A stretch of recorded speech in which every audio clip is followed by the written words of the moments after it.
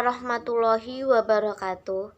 Di sini saya akan mempresentasikan makalah yang berjudul Administrasi Pendidikan dalam Praktik dari kelompok 12 yang beranggotakan Farid Samsul Hadi dan Widya Ayu Anggrini.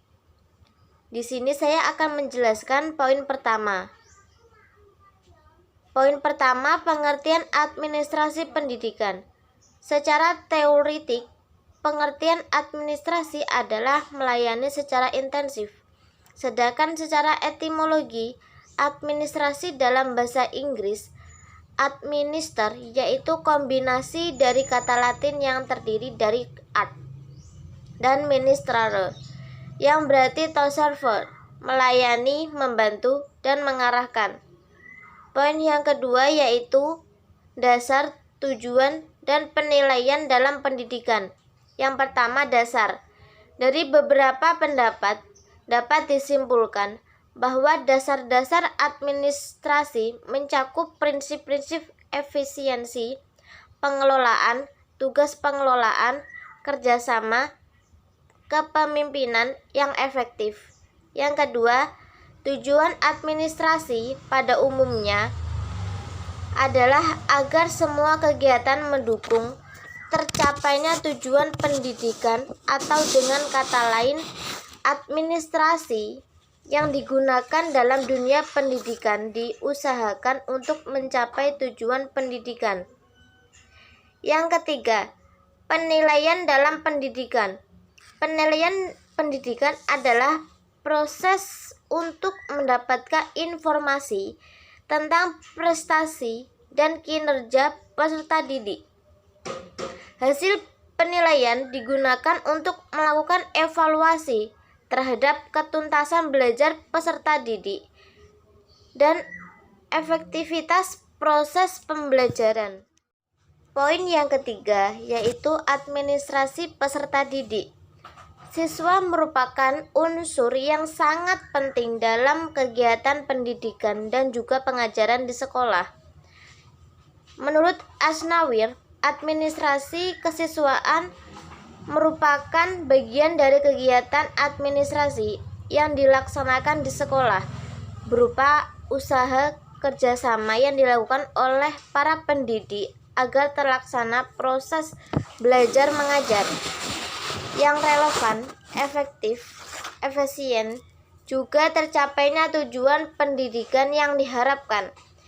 Jadi, administrasi peserta didik adalah proses pengurusan serta layanan dalam hal-hal yang berkaitan dengan murid di suatu sekolah, mulai dari perencanaan, penerimaan murid baru, pembinaan selama murid berada di sekolah, sampai dengan murid menamatkan pendidikannya. Tujuan administrasi peserta didik itu sendiri adalah mengatur kegiatan-kegiatan peserta didik dari masuk sampai lulus sekolah. Pengaturan kegiatan peserta didik tersebut diarahkan pada peningkatan mutu kegiatan belajar mengajar baik intra maupun ekstrakurikuler, sehingga memberikan kontribusi baik pencapaian visi, misi, dan tujuan sekolah serta tujuan pendidikan secara keseluruhan. Materi selanjutnya akan dilanjutkan oleh rekan saya. Baik, melanjutkan materi dari Mbak Nadia, yaitu tentang administrasi ketenagaan. Apa sih administrasi ketenagaan itu? Di dalam masyarakat, administrasi ketenagaan itu disebut dengan guru. Dan guru itu ada dua, guru formal dan juga guru informal. Mana yang masuk informal? Itu adalah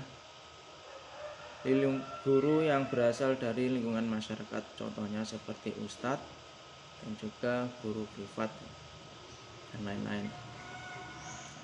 Kalau guru formal itu guru yang berasal atau yang mengajar di sebuah lembaga dan juga madrasah. Lalu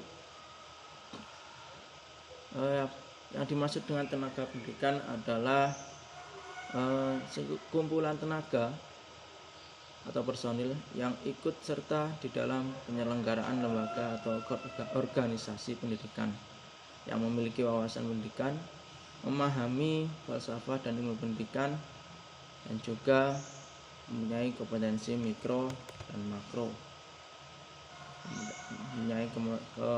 mempunyai kompetensi ilmuwan yang sangat luas, seperti itu.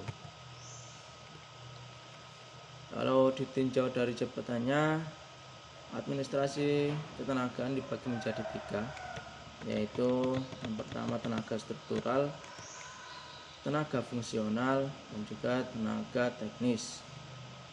Kemarin yang dimaksud tenaga struktural itu merupakan bagian tenaga pendidikan yang menempati jabatan-jabatan eksekutif umum seperti memimpin serta bertanggung jawab baik langsung maupun tidak langsung atas satuan pendidikan peserta didik di sekolah atau madrasah. Itu contohnya seperti kepala sekolah atau wakil kurikulum dan sebagainya.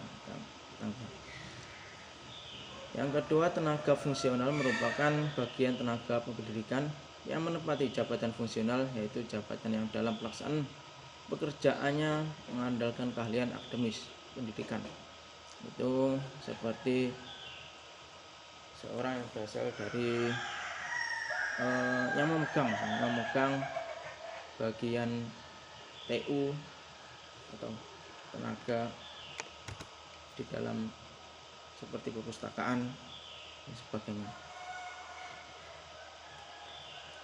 Terus yang ketiga, tenaga teknis pendidikan merupakan tenaga pendidikan yang dalam pelaksanaan pekerjaannya lebih dituntut kecakapan teknis operasional atau teknis administratif.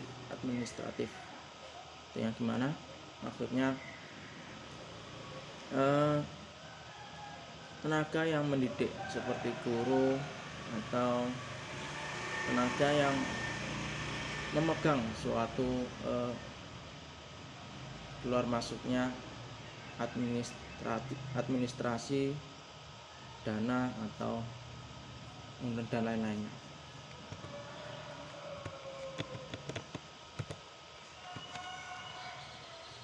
Dan selanjutnya tentang kurikulum, administrasi kurikulum. Menurut Dede Rosyada, kurikulum itu merupakan inti yang penting dari sebuah penyelenggaraan pendidikan di sekolah atau madrasah.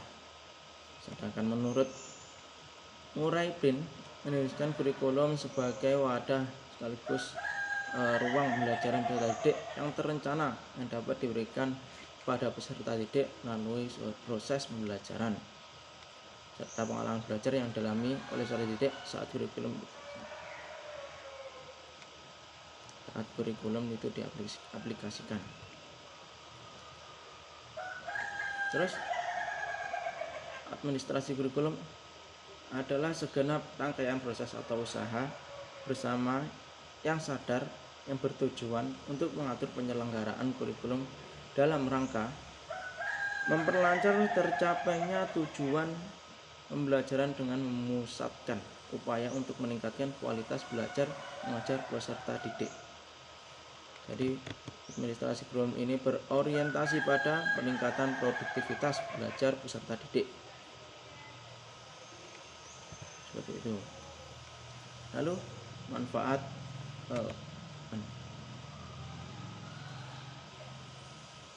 maka disimpulkan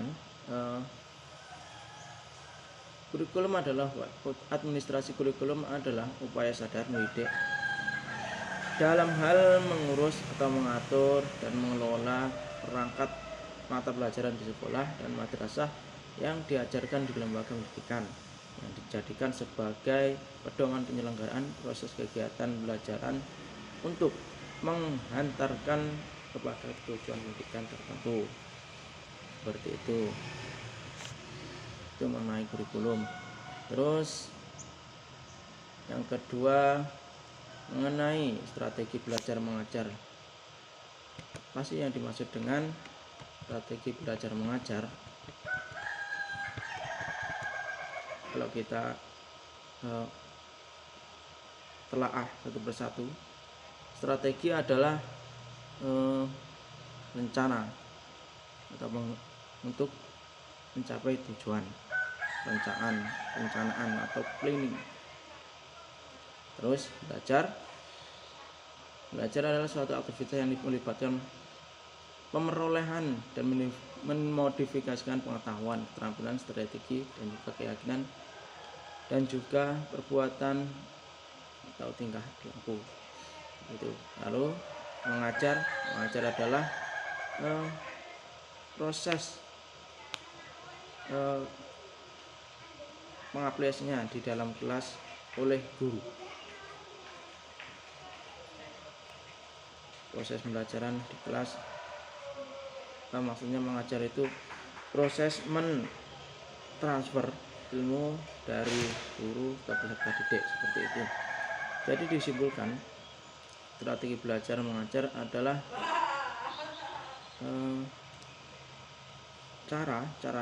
cara atau perencanaan untuk mentransfer suatu ilmu yang diperoleh oleh guru lalu ditransfer ke peserta didik, seperti itu.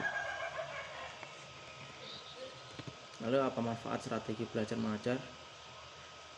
Yang pertama, guru dapat mempersiapkan perangkat pembelajaran dengan baik dan dapat diterima peserta didik. Yang kedua, guru akan lebih mengendalikan kelas. Yang ketiga, guru akan lebih kreatif dalam pengelolaan kelas. Dan yang terakhir, guru akan tumbuh dalam menyampaikan materi kepada peserta didik. Maka guru akan lebih mendalami ilmu tersebut. Yang poin nomor ketiga, bimbingan dan penyuluhan. Apa dimaksud dengan bimbingan? Bimbingan merupakan suatu bantuan atau tuntutan, sedangkan penyuluhan merupakan teknik untuk memberikan bantuan kepada klien atau pasien yang bermasalah, seperti itu. Kalau kita simpulkan, bimbingan penyuluhan adalah proses pemberian bantuan kepada siswa atau siswi yang bermasalah, baik individu maupun kelompok. Yang paling penting adalah memperhatikan tujuannya, yaitu agar siswa dapat memahami dirinya sendiri sehingga mampu mengarahkan dirinya dan bertingkah laku dengan wajar sesuai dengan tuntutan sekolah, keluarga, masyarakat atau lingkungan, bangsa atau bahkan bangsa dan negara.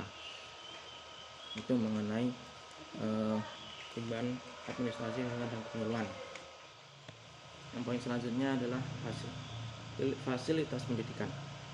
Pendidikan adalah usaha sadar dan terencana untuk mewujudkan suasana belajar dan proses belajar-belajaran agar peserta didik secara aktif mengembangkan potensi dirinya untuk memiliki kekuatan spiritual, keagamaan, pengendalian diri, kepribadian, kecerdasan, akhlak mulia, dan juga keterampilan yang diperlukan dirinya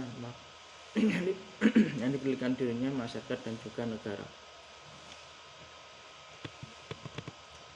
Administrasi ini juga disebut administrasi layanan khusus. Mengapa disebut administrasi layanan khusus? Karena administrasi ini diberikan dari sekolah untuk peserta didik, guna untuk mengoptimalkan dalam melaksanakan proses belajar di dalam kelas maupun di luar kelas.